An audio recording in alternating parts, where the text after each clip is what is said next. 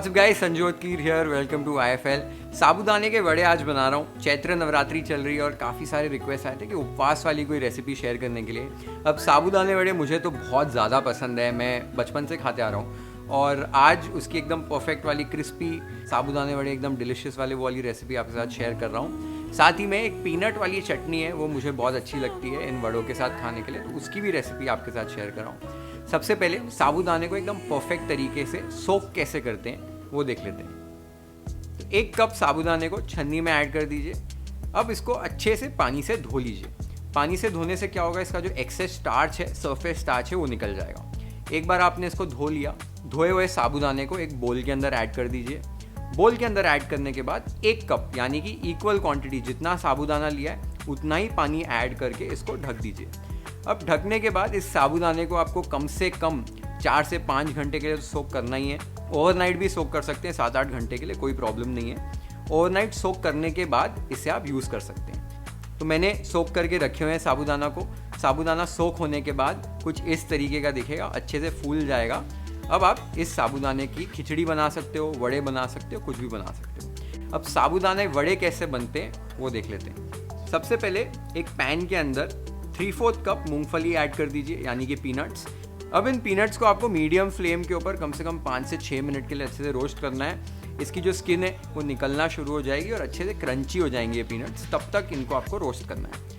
अगर आपके पास skinless roasted peanuts हैं तो ये प्रोसेस को आप अवॉइड कर सकते हैं। डायरेक्टली थोड़ा सा रोस्ट कीजिए उन पीनट्स को, आपके पीनट्स फिर क्रश करने के लिए रेडी हो जाएंगे। पीनट्स को मैंने अभी अच्छे से भून लिया है। अभी यहाँ पर मैं एक साफ़ कपड़ा ले रहा हूँ। साफ़ कपड़े के अंदर इन पीनट्स को ट्रांसफ़र कर दीजिए।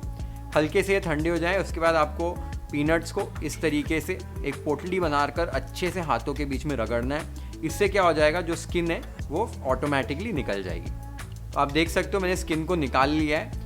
स्किन को निकालने के बाद आपको स्किन को अलग कर देना है। तो मैं यूजुअली एक छन्नी में डालकर इस तरीके से बस ऐसे छान लेता हूँ और सारी स्किन निकल जाती है। तो ऐसे छिलकों को अलग कर लीजिए। अब इन रोस्टेड पीनट्स को एक चॉपर के अंदर ऐड कर रहा हूँ। चॉपर के अंदर ऐड करने के बाद इन्हें हमें कोर्सली ग्राइंड करना है। आप इन्हें इस नैपकिन के अंदर ही बेलन की मदद से भी कूट सकते हैं, आपको चॉपर में अगर नहीं इनको ग्राइंड करना है तो। अब आप देख सकते हो मैंने पीनट्स को कोर्सली ग्राइंड कर लिया है। इस तरीके का टेक्सचर होना चाहिए। कुछ पीनट्स का पाउडर बन जाना चाहिए और कुछ ऐसे थोड़े थोड़े खड़े रह जाने चाहिए। इनका टेक्सचर वड़ों में बहुत अच्छा लगता है। अभी वड़ों का मिक्सचर बनाने के लिए एक बड़े से बोल में सोक किए हुए साबूदाना ऐड कर दीजिए। साथ ही में क्रश किए हुए पीनट्स ऐड कर दीजिए।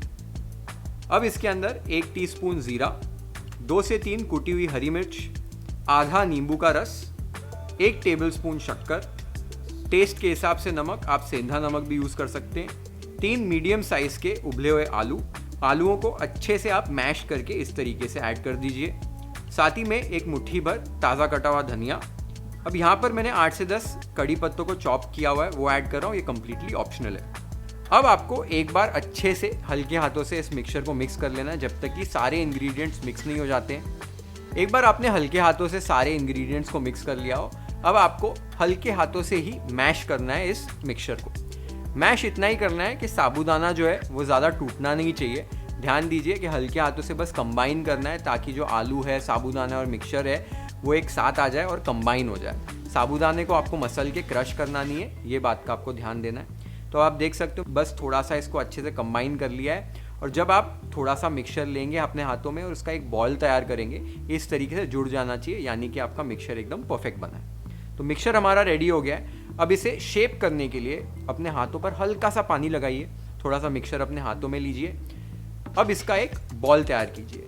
एक बार आपने एक राउंडल इसका तैयार कर लिया। राउंडल तैयार करने के बाद दोनों हथेलियों की मदद से इसको ऐसे पैट करते हुए हल्का सा चपटा कर लीजिए और एक चपटे वड़े का आकार दीजिए।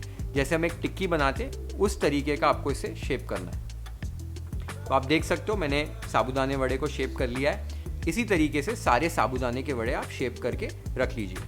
अब साबूदाने के वड़े फ्राई करने के लिए यहाँ पर मैंने तेल गरम कर रखा है। तेल आपका अराउंड 175 डिग्री सेल्सियस होना चाहिए, यानी कि ज़्यादा ठंडा नहीं और ज़्यादा गर्म नहीं होना चाहिए। मॉडरेटली हॉट ऑयल में आपको इन्हें फ्राई करना है। वड़ों को एक एक करके ऐड कर दीजिए।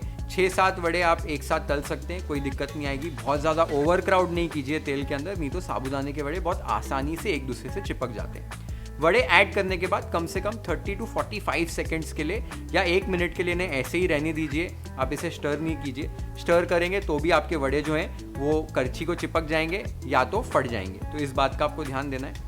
1 मिनट हो जाए उसके बाद हल्के हाथों से करछी से इन्हें थोड़ा सा स्टर कर लीजिए। आप पलट कर भी इन्हें फ्राई कर सकते हैं और मीडियम फ्लेम पर आराम से फ्राई करना है जब तक कि ये क्रिस्प और गोल्डन ब्राउन नहीं हो जाते।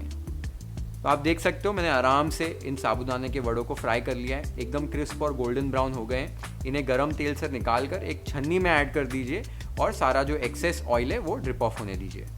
साबूदाने के वड़े मैंने तैयार कर लिए, एकदम आसान इंग्रेडिएंट्स हैं, एकदम आसान तरीका है। बस वो 2-3 टिप्स का ध्यान देना है। तेल का टेम्परेचर सही होना चाहिए।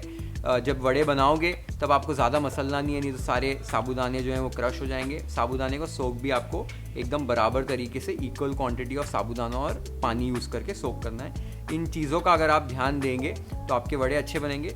और इन वड़ों में भी कई बार कुछ इंग्रेडिएंट्स आगे पीछे होते हैं, हर घर के हिसाब से, हर क्विजीन के हिसाब से, तो शायद आपके घर पे थोड़े अलग बनते होंगे। मेरे घर पे ये वाली रेसिपी बनती है। अब जो क्विक वाली एक चटनी है साबूदाने के साथ जो सर्व की जाती है, वन ऑफ द चटनीज़ है जो साबूदाने के साथ सर्व की जाती है, वो देख लेते हैं कैसे बनती है। एक मिक्सर ग्राइंडर में आधा कप ताज़ा धनिया, 2 से 3 हरी मिर्च, 2 टीस्पून शक्कर, 1/3 कप मूंगफली, टेस्ट के हिसाब से नमक, 1 टीस्पून नींबू का रस, 1 चुटकी भर जीरा और थोड़ा सा पानी ग्राइंड करने के लिए। अब इन सारी चीज़ों को मिक्सर ग्राइंडर में अच्छे से पीस लीजिए और एक फाइन या कोर्सली ग्राउंड चटनी आप तैयार कर सकते हैं। तो आप देख सकते हो मैंने एक फाइन चटनी बना ली है। हमारी साबूदाने वड़े के लिए पीनट चटनी रेडी हो गई है। तो हमारे गर्मा गर्म क्रिस्पी वड़े तैयार हो गए हैं, चटनी भी मैंने तैयार कर ली है। Now let's plate our sabudana vadas YFL style.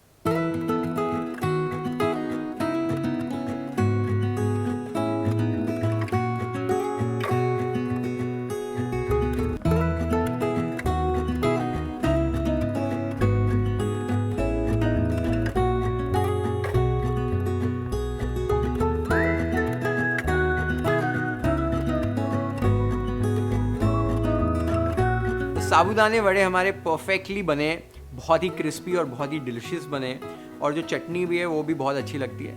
मेरी तो पर्सनल फेवरेट चीज़ साबूदाने वड़ों के साथ खाने के लिए केचप होती है। स्कूल में मैं खाता था।